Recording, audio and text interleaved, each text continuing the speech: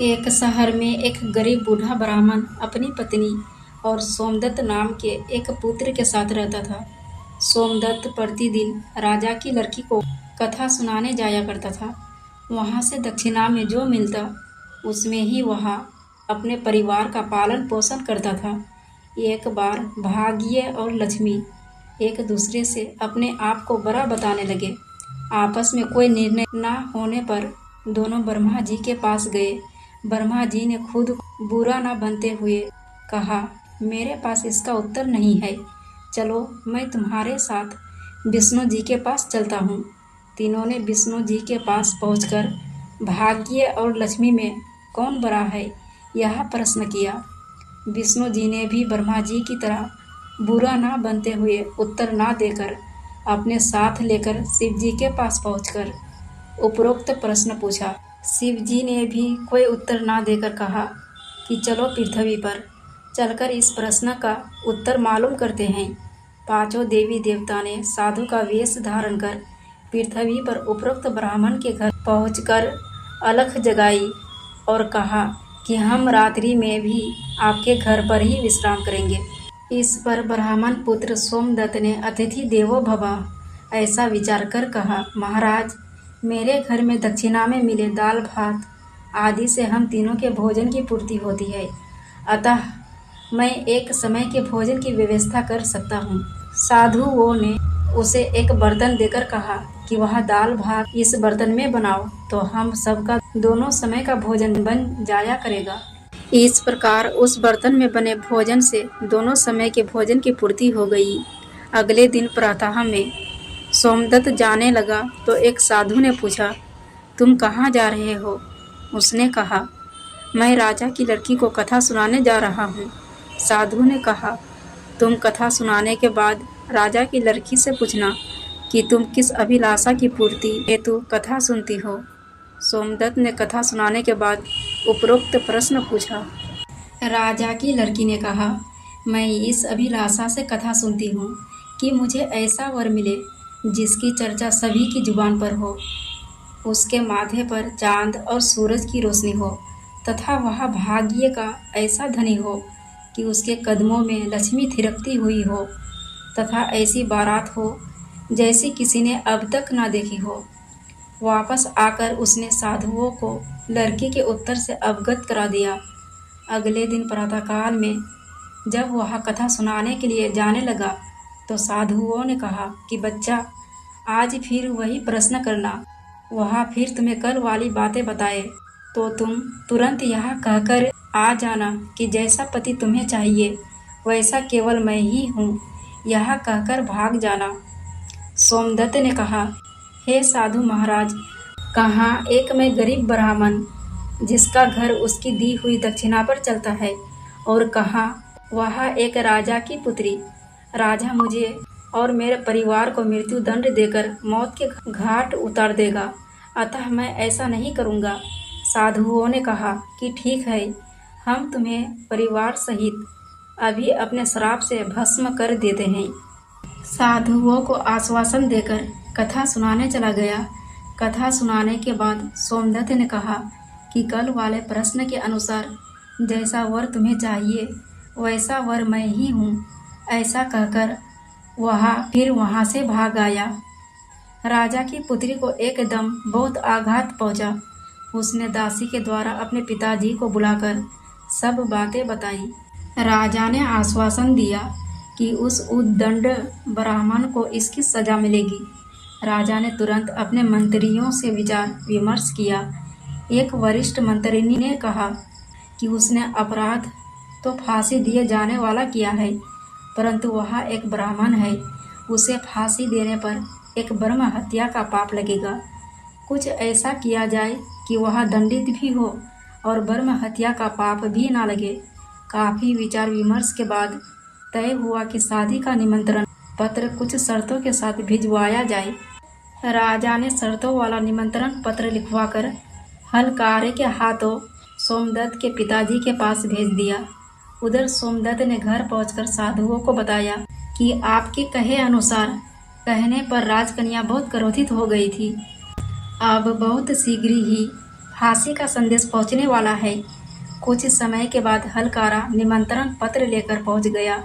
साधुओं ने हलकारे को सम्मान सहित बिठाकर सोमदत्त को निमंत्रण पत्र पढ़कर सुनाने के लिए कहा। पत्र इस प्रकार का था। हे ब्राह्मण पुत्र, हमें तुम्हारा शादी का प्रस्ताव मंजूर है, परंतु साथ साथ हमारी कुछ शर्तें भी है। तुम्हारे द्वारा सभी शर्तें पूरी करने पर हम अपनी लड़की की शादी तुम्हारे साथ कर देंगे। शर्तें पूरी ना होने पर तुम्हें परिवार सहित फांसी दे दी जाएगी। शर्तें इस प्रकार है। बारातियों के ठहरने वाले सभी बारात घर तथा बनाए गए सभी तंबू भरे होने चाहिए। कोई भी तंबू खाली नहीं रहना चाहिए। बारातियों के आतिथ्य सत्कार में बनाई गई सभी खाद्य सामग्री प्रयोग होनी चाहिए। ऐसी अद्भुत बारात आनी चाहिए जिसकी चर्चा हर व्यक्ति की जबान पर हो। बारात आने पर यदि कोई भी शर्त अधूरी होगी तो बारात में आने वाले सभी बारातियों को फांसी दे दी जाएगी। पत्र पढ़कर सोमदत्त डर से कांपने लगा। साधुओं ने कहा, तुम डरो नहीं, हलकारे को भोजन खिलाकर पत्र का उत्तर देकर विदा करो और पत्र में लिखो कि आप शादी की तैयारी करें। हम फला दिन बारात लेकर आ रहे हैं। हलकारे को भोजन में दाल भात परोसा गया। हलकारे की थाली में वह 36 प्रकार का भोजन बन गया। विदाई में साधुओं ने उसे मुट्ठी भर धुनी की राख और पत्र देकर विदा किया। बाहर आकर हलकारे ने देखा कि वह राख नहीं है बल्कि हीरे मोती है। वह बहुत खुश हुआ। राजा ने सकारात्मक उत्तर प्राप्त होने पर विचार किया कि वह गरीब ब्राह्मण किसके भरोसे ऐसा कर रहा है। क्या कोई दुश्मन उस राजा का साथ दे रहा है? यही सोचकर राजा ने शहर के तमाम बारात घर सजवा दिए और अनेकानेक तंबू लगवा दिए। राजा को विश्वास था कि आदमी ना आने के कारण वह शर्त हार जाएगा। सोमदत्त अपनी बारात में चलने के लिए जिसे भी कहता वही उसे यह कहकर मना कर देता कि तुम्हारा तो अंतिम समय आ गया है, हम बारात में तुम्हारे साथ मरने के लिए क्यों जाए। ऐसी बातें सुन सुनकर वह बहुत परेशान होता था। शादी वाले दिन सोमदत्त को परेशान देखकर साधुओं ने कहा, बच्चा, आज तुम्हारी शादी है और तुम परेशान हो रहे हो। तैयारी करो, हमारे साथ चलो। तुम किसी भी बात की चिंता मत करो, हम तुम्हारे साथ हैं। सोमदत्त ने अपने मन में सोचा, भाग्य में जो लिखा है वही होगा। यही सोचकर तैयार होकर साधुओं के साथ चल दिया। भगवान शिव जी ने इस बारात में चलने के लिए सभी देवताओं को मनुष्य के रूप में आमंत्रित किया हुआ था तथा भूत प्रेत और अपने सभी गणों को भी शादी में बुला लिया, जिसके कारण सभी बारात घर और लगवाए गए, सभी तंबू भर गए। इसके बाद भी कुछ बाराती तंबू के बिना ही रह गए। राजा के पास सूचना भिजवाई गई कि बारातियों के ठहरने का प्रबंध और किया जाए। सूचना मिलने पर राजा ने विचार किया कि कहाँ से इतने बाराती आ गए हैं, चलकर देखना चाहिए। राजा तुरंत वहाँ पहुँचे। राजा को आया देखकर शिवजी ने शुक्र और शनि जी को बच्चे के रूप में बनाकर भूख के कारण रुला दिया। राजा ने दोनों बच्चों को रोते देखकर पूछा कि यह बच्चे क्यों रो रहे हैं। साधु बने शिवजी ने कहा, इन्हें बहुत जोर की भूख लगी है। राजा ने उन बच्चों को खाना खिलाने के लिए भेज दिया। कुछ समय के बाद राजा के कर्मचारियों ने आकर बताया कि महाराज, वे दोनों बच्चे तो सारा का सारा भोजन खा गए हैं और फिर भी भूख से चिल्ला रहे हैं। ऐसा सुनकर राजा बहुत परेशान हुए। उन्होंने अपना घमंड त्याग कर साधुओं के सामने नतमस्तक होकर कहा, महाराज, अब मेरी लाज आपके हाथ में है। साधुओं ने कहा कि कोई बात नहीं, सब कुछ ठीक हो जाएगा। तुम घर जाकर बारात की आने की तैयारी करो। राजा ने शहर को बहुत ही सुंदर ढंग से सजवाया। जगह जगह पर झालरों से पूरा शहर एक दुल्हन की तरह से सजाया गया। सोमदत्त भी शादी की पोशाक में एक राजकुमार की तरह बहुत सुंदर दिखाई दे रहा था। शाम के समय उसे एक सुंदर रथ में बिठाया गया रथ के आगे अनेक प्रकार के बैंड बाजे, नफीरी वाले, ढोल नगारे वाले मधुर तान में झूमते हुए चल रहे थे।